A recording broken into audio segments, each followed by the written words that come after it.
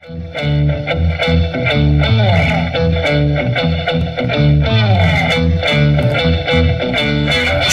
run, try to hide, close the door to the other side, close the door to the other side, close the door, close the door. No, wait a minute, that was break on through to the other side.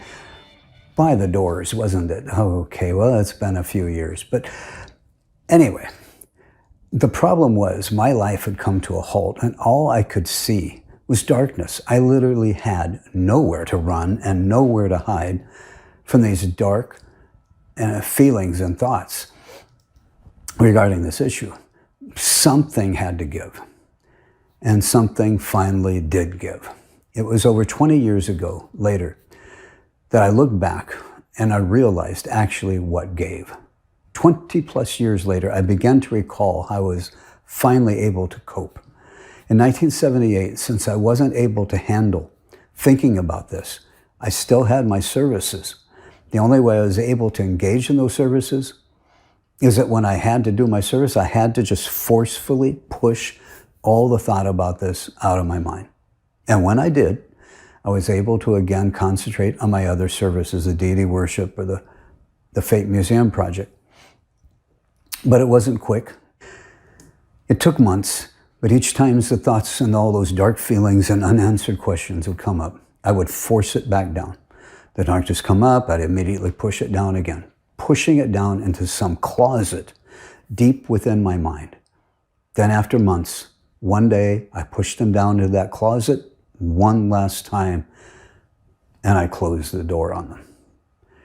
Finally, my memory of this and all the dark unanswered questions, all the dark feelings just stopped coming anymore. I was finally free to continue on with my devotional life and serving Srila Prabhupada and his mission, and being able to take the association of the good devotees who were still serving Srila Prabhupada, engaged in ISKCON and serving Srila Prabhupada. And that was finally how I came to cope with this. But none of those answers had been resolved. Nothing about this had been resolved.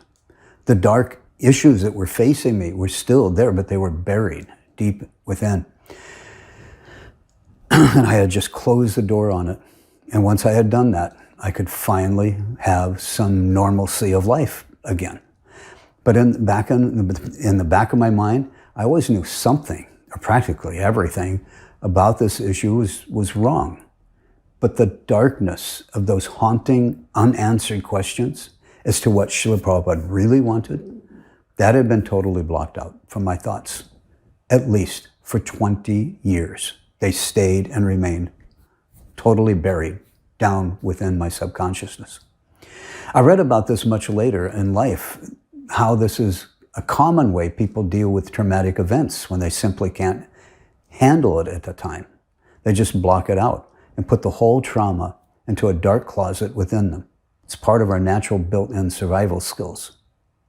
Actually, when I first heard about it, it was about a person, a lady who was, young lady, but she was, I think, almost 30 years old. And she had been raped by her stepfather when she was young, like 13 or something. And it was so traumatic for her, she had blocked it all out. And I thought, how can that be? How can it be, if something is so major happens in your life, how can you just block it out? I thought it wasn't something you could do, but actually it's part of our survival skills. When you can't deal with something, it's so traumatic, and there's just no way you can deal with it at that time, you just have to bury it. And that's what happened with me in this incident. However, many times the memory, and in these situations, many times the trauma of that memory does resurface, sometimes decades later. And as you'll see, again, this is what happened with me.